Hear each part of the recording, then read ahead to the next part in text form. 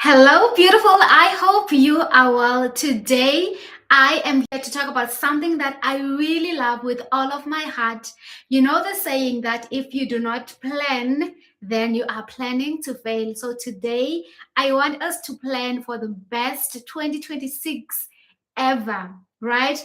So I have a board here and I don't know how this is going to work, but if for most of this year you were here, you were this face, you were so sad, and now in 2026 you want to smile and grin like this, then let's plan the following year together, right? I love planning because I feel like when you are planning, you are telling your brain and your mind to be ready for your best version yet. So let's plan the best year yet, right?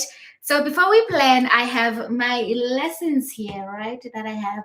So the first lesson that I have is the first lesson that I've learned this year is that you need to learn to solve your problems quickly, right? And what do I mean by this? Sometimes for me, there were times where I would stress about, let's say, paying my bills, and I would just sit and think, oh my God, where am I going to find this money for levies? And I have realized that once I make the payment, even if maybe that payment makes me go over a negative on my bank balance, once I pay that, then that problem is solved, and then I can start focusing on the next problem.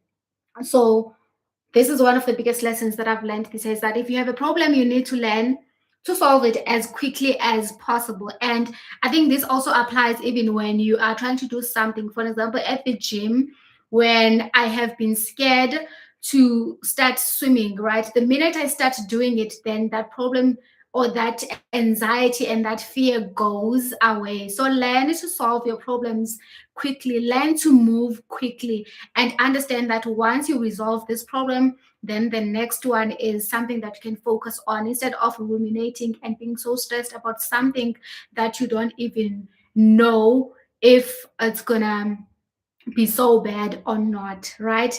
And then the second lesson that I have for this year is do what you like for no reason. For me, this year has been a year of daring, a year of doing things that I've always wanted to do.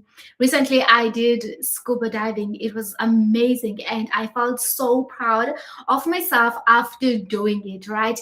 And I feel like sometimes you might want to do something and people might discourage you. So it is okay for you to do something just because you love it. Tell yourself that I am going to do this just because I love it, not because people are supporting me, not because it will make other people happy, but just because I want to do it and I love doing this, right? Okay, and then I have my two lessons here. I think these ones are related. This one is affirmations work, and then another one is gym work.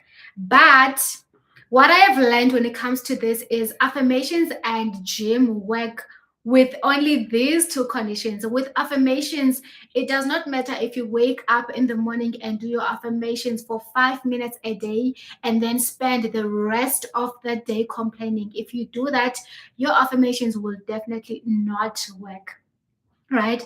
Same applies to the gym. If you wake up in the morning and go to the gym and work out for 30 minutes and then after that come back home and sleep throughout the day, then you will not see the results. So what I've learned when it comes to the gym and the affirmations is that you need to have consistency throughout the day. You cannot do your affirmations for 10 minutes and expect the affirmations to work if after that you will have negativity, you will watch things that are negative, you will spend your time complaining and dwelling on the things that are not working in your life. So if you're going to have affirmations, make sure that you do them throughout the day. Or what I love to do in my case is I have affirmations in the morning, and then I have affirmations during the day, and then I have affirmations late before I sleep. And when it comes to gym, I go to the gym, and then every now and then, because I work from home during the day, I walk, maybe walk for 10 minutes.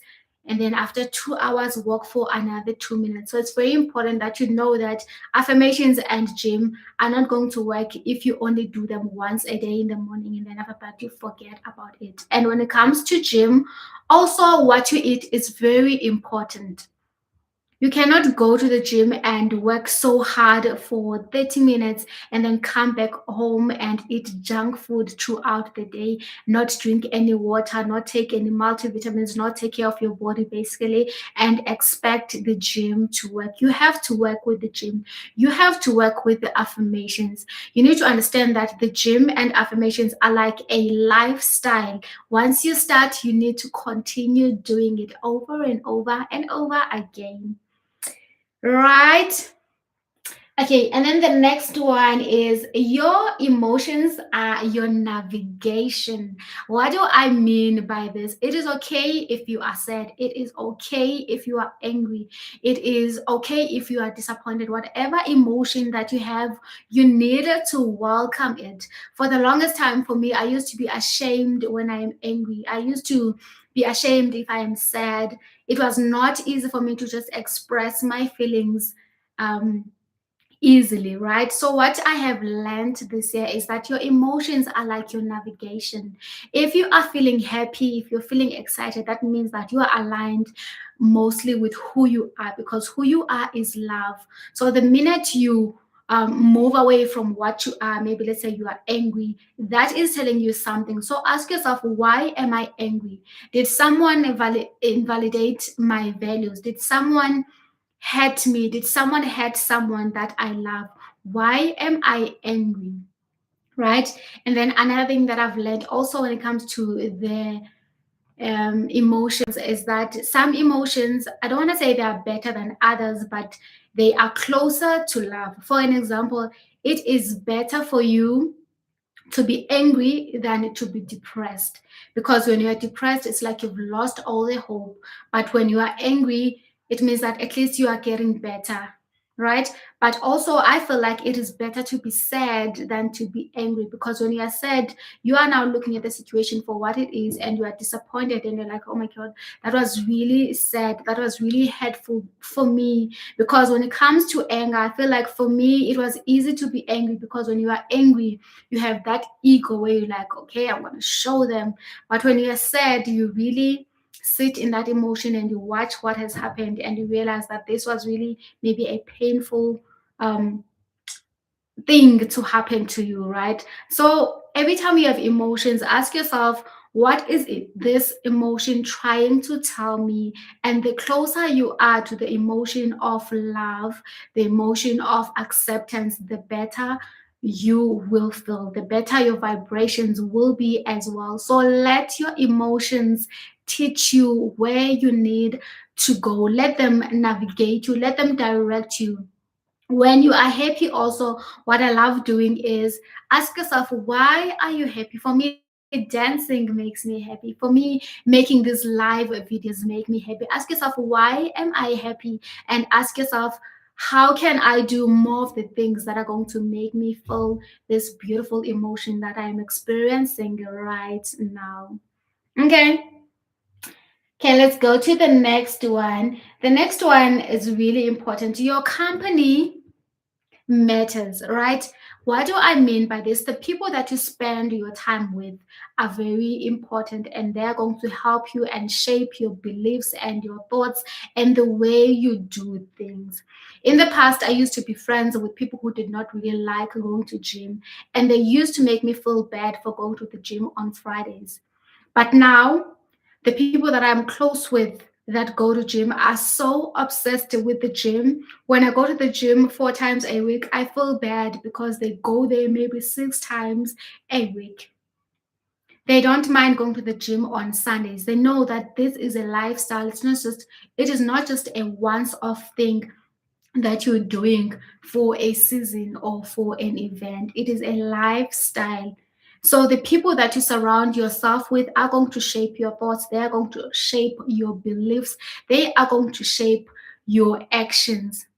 Because it's really difficult to go to the gym on weekend if your friends feel like that is weird. Because as humans, we are wired to We are wired to be liked. We are wired to connect to people. So if something that you love, you feel like is disconnecting you to people that you love, then you will find yourself moving away from what you love. So be mindful of the people that are around you. Be mindful of the content that you consume. Be mindful of the movies that you watch, the podcasts that you listen to. What are they telling you? What beliefs are they strengthening in you? What beliefs are they teaching you? And do you like those beliefs? Is it something that you want to keep holding on to, or is it something that you want to let go of? Okay. And then now the last lesson is what you focus on grows. Right. So if you are focusing on debt, you will see that things start to fall apart. If you're focusing on love, you will see more things that you can fall in love with. It can be the nature, it can be the people around you. You will see people that love you. There'll just be so much love that you can be focusing on. And if you are focusing on fear, you will find more things that you fear. You will find more things that scare you. Okay, so let me make this example. If I tell you right now to think of your favorite car, you will see that in the next few days, you will see your favorite car around. And that is not because it was not there before, but that is because your mind is filtering and showing you what you need to see. So be mindful of what you focus on.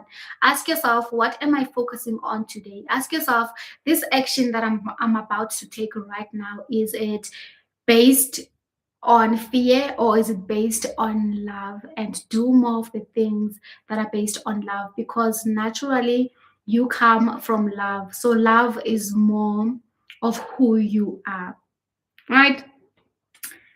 Okay, I'm done now with my lessons, and I have the questions that you need to ask yourself before this year ends, right?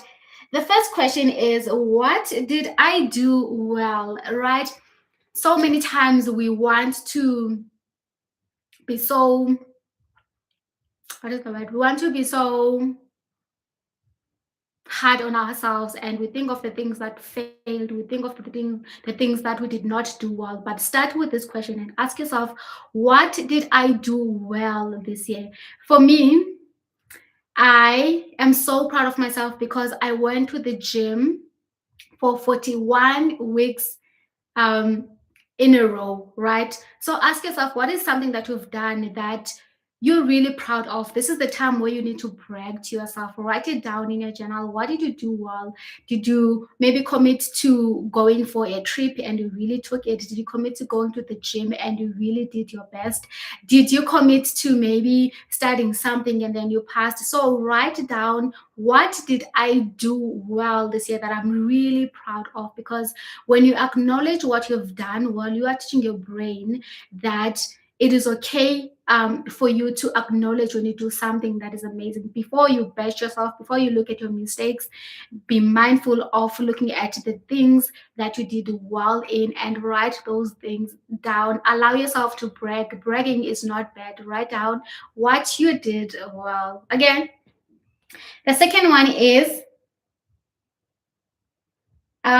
what do you need to let go of? What beliefs do you feel like are no longer serving you? What do you need to let go of in terms of the thoughts that are no longer serving you? What do you need to let go of in terms of the things that you were doing? Is it maybe wasting your time? Is it binge watching Netflix for the whole day and not doing anything that is productive for you? What are the things that you want to let go of because you feel like they no longer serve you? Okay. Then the next one is, who do you need to let go of? This one is not easy, especially for me, because sometimes I love keeping people around, even if I feel like they are not really contributing into my life. So ask yourself, who do you need to let go of? Who are the friends or the people around you that you feel like after you spend time with them, you feel drained? You feel like you are not the best version of yourself? Who are the people that encourage you to gossip? Who are the people that encourage you to quit your dreams? Who are the people that encourage you to just waste your time? And ask yourself if you want to still keep those people around, or if you want to let them go, or if you want to put them on the outside layer of your onion, right? Ask yourself those questions. Okay, and then the next one that I really love is, who do you need to forgive? Do you need to forgive yourself as well? Are there things that you did this year that you feel like you were not supposed to do? Are there things that you did this year that you feel like you have disrespected yourself? You feel like you have embarrassed yourself? You feel like you did not put your best foot forward? What are those things? And can you forgive yourself? Can you forgive the people who have hurt you in the past? Can you find compassion in your heart and think that maybe this person was going through something? Maybe this person was supposed to teach you to treat people differently or better than the way they treated you. Um, can you forgive someone who has taught you maybe that you need to love yourself more, you need to prioritize yourself more? Who do you need to forgive this year? I love forgiveness so much because I feel like when you're holding on to unforgiveness, you are only hurting yourself, you're only blocking your blessings. So allow yourself to forgive the people who have hurt you. And this is not to say that you want them to come back to your life, but you are saying that you deserve peace. You are saying that you deserve um, a life that is full of love. And you're not saying that you want them to come back to your life and ruin your life again, but you're saying that, you know what, I'm not going to hold on to this, because most of the time, people who have hurt us don't care. They have hurt us because they never cared. So when you're holding on to that energy of unforgiveness, you're only hurting yourself, and they're living their lives out there. They're happy. They are having the best time of their lives, and they don't really care about you. So unforgiveness is only hurting you. So learn to forgive. And I'm not going to say it's easy, it is not easy. And another thing that I've learned about forgiveness is that sometimes forgiveness is something that you need to do over and over and over and over again. Every time you remember the offense, you have to tell yourself that I release this person to God, and I allow myself to let them go from my heart. I release them because I deserve peace. Over and over and over again, until someone mentions their name and you don't feel hurt, you don't feel any pain, you're just indifferent, or you feel like they're talking about a stranger. So learn to forgive people, and it's not easy, I'm not gonna lie, but learn to forgive. And another thing when it comes to forgiveness is sometimes you hold on to forgiveness because you wanted people to treat you a different way. But the truth is, if they were to do what you wanted them to do, let's say a year ago, if they were to do it now, you wouldn't really accept it. Because maybe you wanted them to do it in the past when you didn't have to mention it to them or spell it out to them that this is how I want you to treat me. You wanted it to come from their heart. But if they do what you wanted right now, you will be so bored. You'll be like, no, stop what you're doing because it is not genuine. So let go of the need to change the past and know that what has happened, and know that the lessons that you have extracted from that situation are really valuable, and everything that has happened in the past has happened the way it was supposed to happen for your growth and for your prosperity. So let it go. Okay. Okay, and okay, now the last two things is, what do you want to start doing? What is the one thing that you wanted to do this year, but for some reason you just kept on postponing it? You kept saying, I will do it tomorrow. You kept saying, I am tired, I'm lazy, excuses, I can't do this, I'm too old, I'm too young. Whatever it is, what is the one thing that you want to start doing in 2026? For me, I want to go live at least once a week. And I know that this is a tall order for me, but I really want to learn and put myself out there and go on a live at least once a week. So, what is the one thing that you want to start doing this year? Do you want to start going to the gym consistently? Do you want to start drinking water like 2 liters a day consistently? Do you want to start maybe reading your Bible? Do you want to start doing your affirmations? Do you want to start prioritizing yourself? Remember, prioritizing yourself is never selfish, it is self love. Do you need to start prioritizing yourself? Do you need to start taking care of your hair, of your nails? What is the one thing that you really want to start doing and being consistent in next year? Another thing that I want to do consistently for me is I want to read, right? I did read this year, but I was not consistent. And that is something that I want to be consistent in next year. Okay. And then the next one, the last one is what is what is the word of the year? For me, the word of the year in 2025 was faith. And boy, if I tell you, I was so tested when it comes to faith. There were times where I had to have nothing but just faith. So when you have your word of the year, you need to understand that you are going to be tested. If your word of the year is, for example, love, you will be challenged in so many ways when it comes to love. You will be in situations where you have to love yourself, where you have to love your body, even though it is imperfect. So ask yourself, what is your word of the year? You don't have to have one word. You can have maybe faith, you can have love, you can have abundance, you can have security, you can have confidence. That is my other word for next year. I want to have confidence. I want to have more faith again. I want to live in a state of abundance, in a state of love, right? So ask yourself, what is your word for 2026 and how can you embody that? How can you practice that, right? Okay, I am going to leave it here.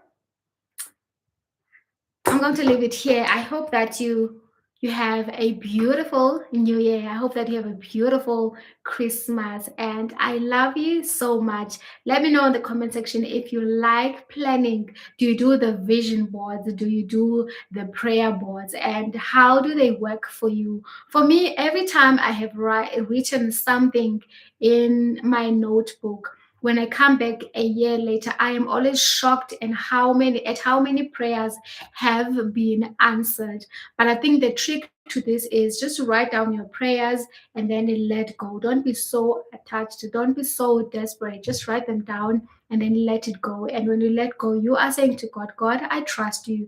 You are saying that I trust that God is in control. So let God do what he does best and let go. Right? Okay, guys, let me leave it here. Have a day as beautiful as you are. I love you so much. Until next time. Bye.